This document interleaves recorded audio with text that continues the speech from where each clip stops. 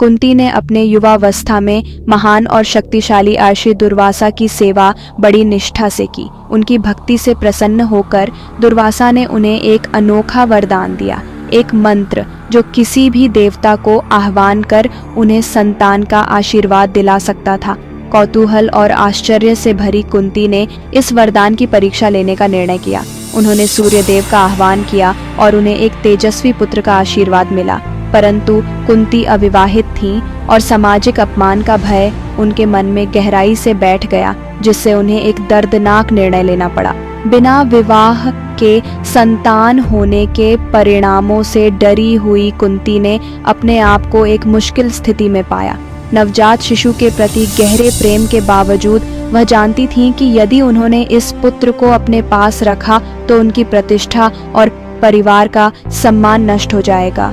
अंततः कुंती ने अपने बच्चे को एक टोकरी में रखकर नदी में बहा दिया, इस आशा के साथ कि भाग्य उसका संरक्षण करेगा।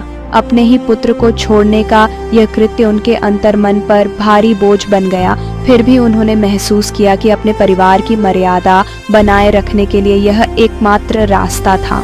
जब कुंती अपने नवजात पुत्र को गोद में लिए हुए निराशा में खड़ी थीं, तब सूर्यदेव उनके सामने प्रकट हुए।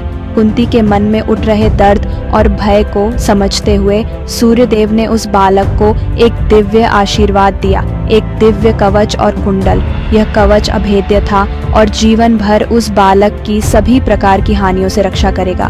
सूर्यदेव ने कुंती को आश्वासन दिया कि उनका पुत्र महानता के लिए जन्मा है और जब तक वह कवच पहने रहेगा कोई भी शस्त्र उसे क्षति नहीं पहुंचा पाएगा।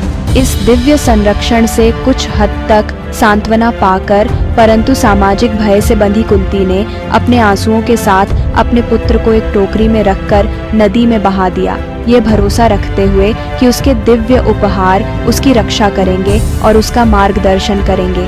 अपने पुत्र को छोड़ने के बाद कुंती हर दिन अपराध बोध से घिरी रहती थी।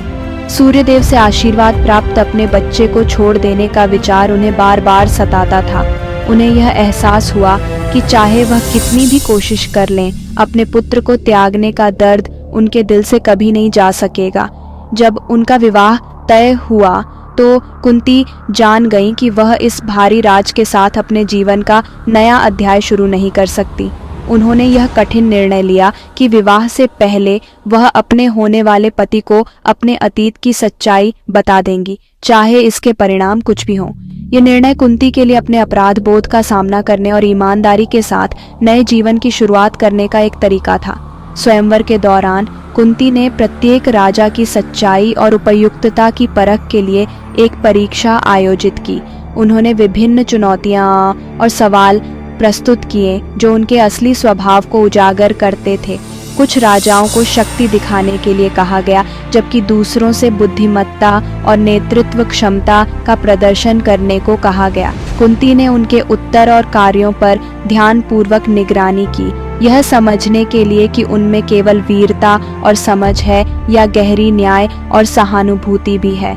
राजाओं ने एक एक कर उत्तर देना शुरू किया। कुछ ने शक्ति की बात की, यह दावा करते हुए कि ताकत ही राज्य को चलाने की कुंजी है।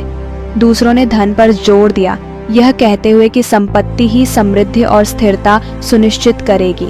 कुछ ने चतुराई का उल्लेख किया, यह सुझाव देते हुए कि चतुर रणनीतियां नियंत्रण बनाए रखने के लिए आवश्यक हैं। लेकिन कुंती प्रभावित नहीं हुई। उन्हें लगा कि ये उत्तर केवल व्यक्तिगत लाभ और वर्चस्व पर केंद्रित थे।